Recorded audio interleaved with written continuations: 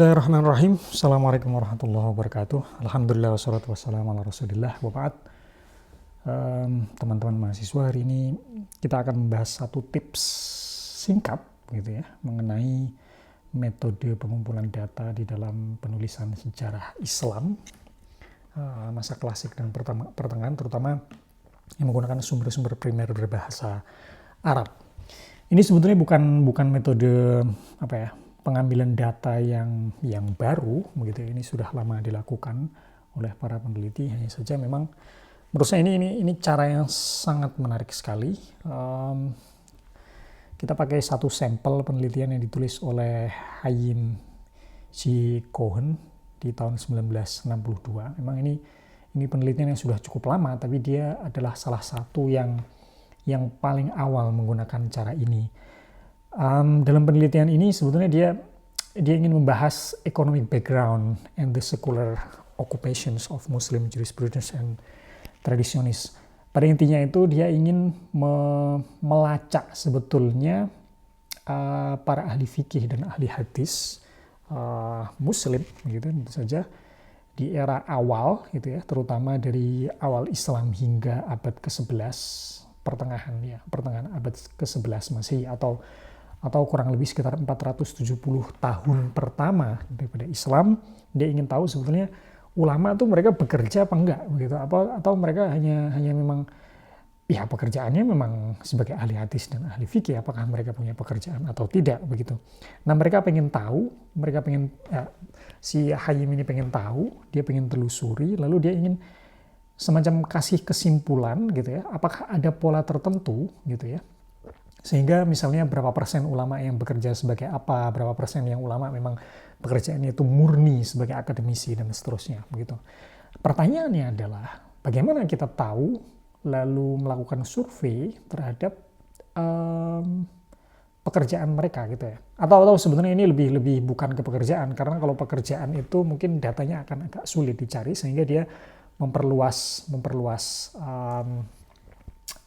kategorinya itu menjadi economic background gitu ya. Jadi background ekonomi, minimal kalau misalnya dia tidak disebutkan pekerjaannya apa, maka minimal keluarganya itu dari background apa gitu. Misalnya apakah ayahnya atau kakeknya itu misalnya seorang pedagang sepatu atau saudagar dan seterusnya begitu.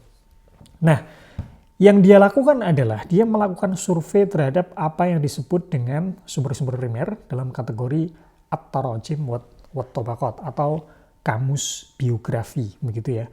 Kamus biografi itu ya sederhananya at-tarajim wat tabaqat atau kamus biografi itu sebenarnya, kalau kamus itu kan isinya entry kata begitu ya. Nah, kalau kamus biografi maka entry-nya itu adalah nama-nama orang beserta biografinya begitu ya. Jadi semacam itu.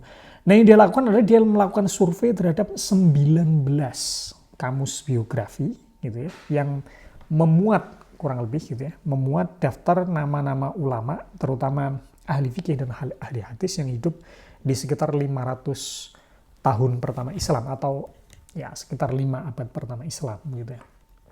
Mungkin lalu bagaimana dia melakukan itu? Melakukan mencari data gitu ya, data economic background dan pekerjaan sekuler, maksudnya yang tidak berkaitan dengan agama gitu ya. Bagaimana dia mencari? Ya dia melakukan survei, dia melakukan pembacaan kepada 19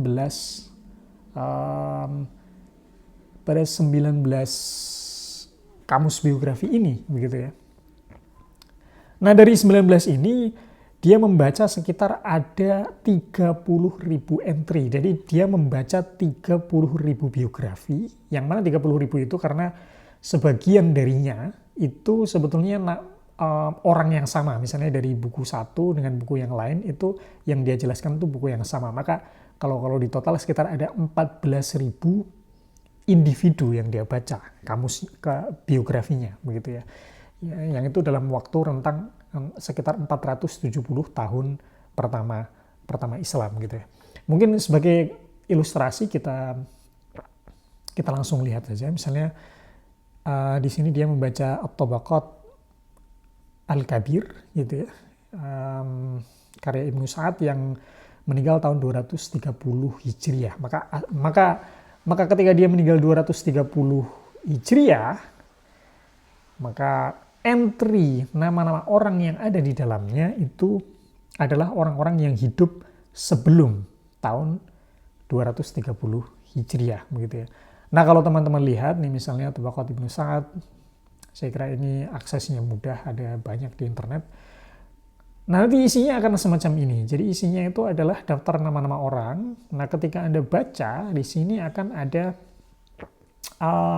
biografi dari masing-masing orang ini begitu ya.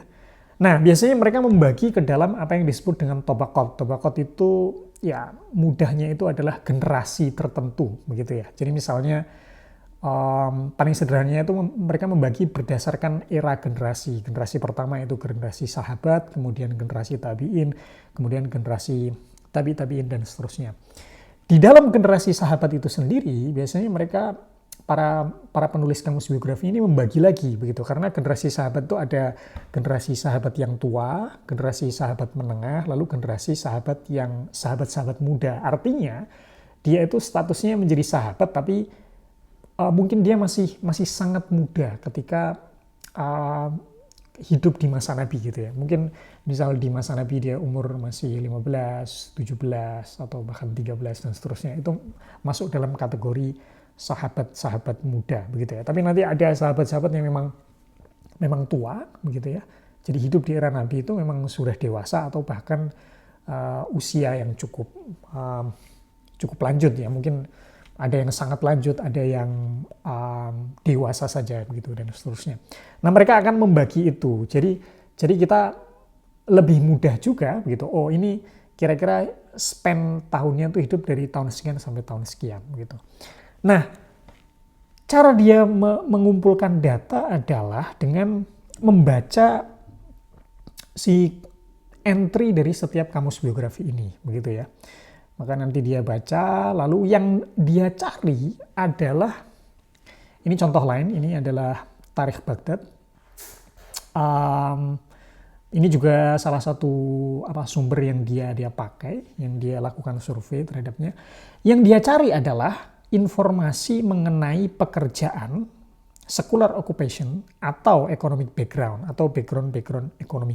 Lalu dari mana informasi itu ada? Nah, biasanya di dalam biografi itu memuat beberapa informasi yang bisa kita ekstrak gitu ya.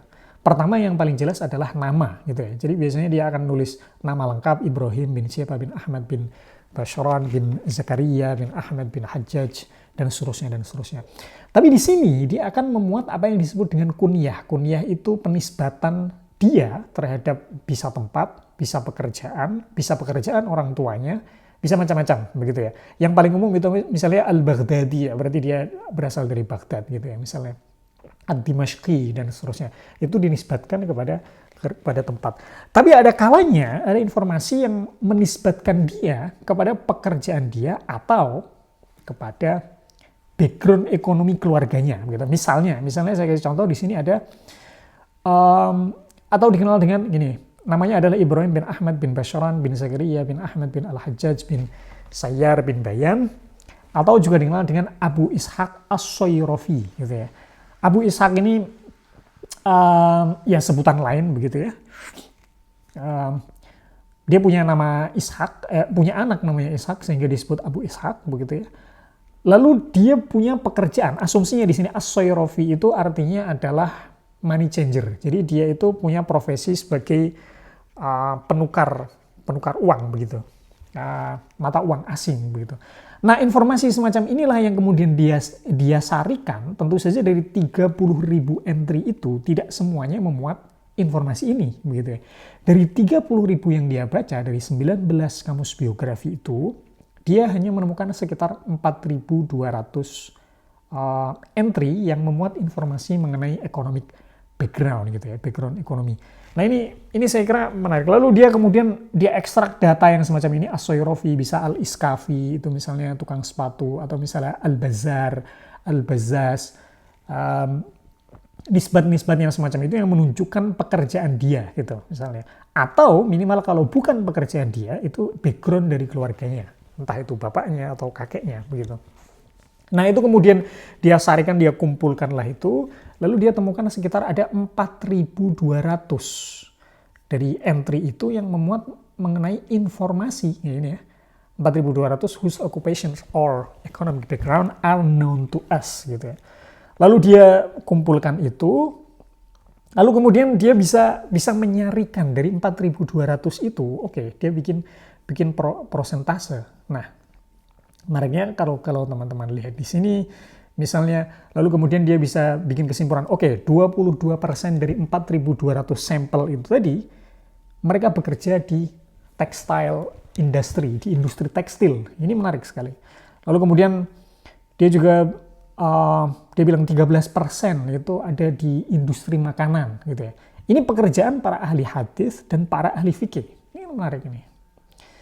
Kemudian di jualan ornamen dan parfum itu ada sekitar 4%, lalu kemudian 5% jualan kertas, buku, dan copying. Copying itu manual copy. Dulu fotokopi itu nggak ada, jadi fotokopi itu ya ada datang lalu itu ditulis ulang begitu.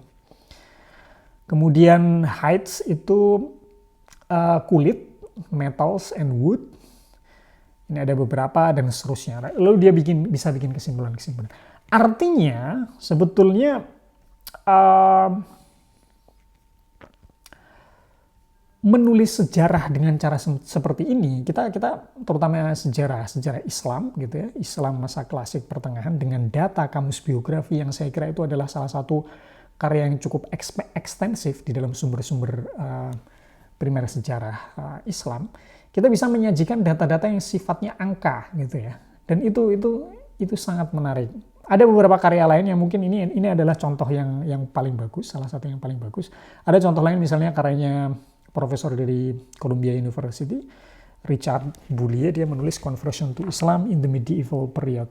Jadi kalau teman-teman misalnya ingin belajar lebih lanjut, saya kira bisa membaca dua. Ini buku. Ya, dia katakan an essay in quantitative history. Jadi dengan cara semacam ini kita bisa menulis sejarah yang sifatnya kuantitatif begitu ya. Baik kuantitatif yang betul-betul pakai statistik dan seterusnya seperti di buku ini kalau teman-teman baca, atau kuantitatif yang dalam arti hanya angka-angka saja begitu, tidak sampai pada penggunaan statistik dan semisalnya begitu.